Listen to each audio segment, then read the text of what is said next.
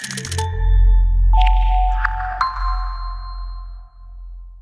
I understand that the council have got an important announcement to make today. Yes, we're announcing that we've now revised the budget and we've got a contractor on board, and we intend to start going forward with the redevelopment of the bus and coach station. That's great, and the leisure complex as well as part of that? Of course, out of the old will come a new leisure complex for Exeter and a brand new bus station, hopefully to meet the needs of the next 50 to 60 years. So many people think that things have been on hold for some time. What's been happening over the last few months? Well, they have been on hold, but of course a lot of work has been going on behind the scenes. We've had a lot of negotiations on the contract. The tender price came in over and above what we were expecting or what we wanted, but we weren't just going to waste council taxpayers' money.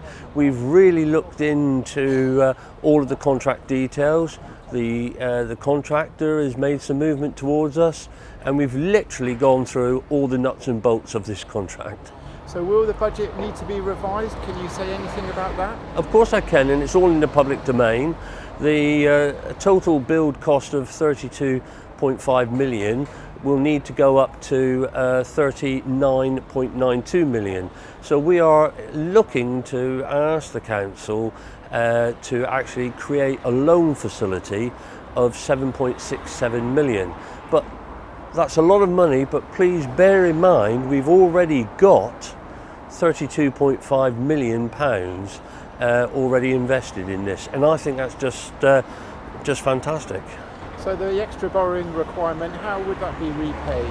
Well, it's going to be repaid on what they call a loan board through the government situation, but of course we will repay the loan each year by the profits made from the use of the leisure centre. And that is the beauty of this scheme, that profits are actually going to be made. We get to repay the loan at no cost to the council taxpayers, so there's no increase in the rates at all. And if this isn't money that could be spent elsewhere, because if we didn't loan it for this project, it wouldn't be there at all. And it's self-funding, so that's what's great about it. So you know this site very well, you worked here yourself for many years. You must be pleased that things are moving forward and we're getting to the stage where we can finally get on and redevelop it? Oh, absolutely. I can remember the opening of it, of course. My father worked here. I worked here for a number of years. I've been involved with it, with this place for a lot of time. I know the building inside out almost, but I won't be sad when it's gone. So what's the timescale now, Phil? How do things move forward from here? Well, we've got what we call a steering board, which will happen during the course of the coming week. We then go to the full council on the 19th of July to seek the authority to revise the budget.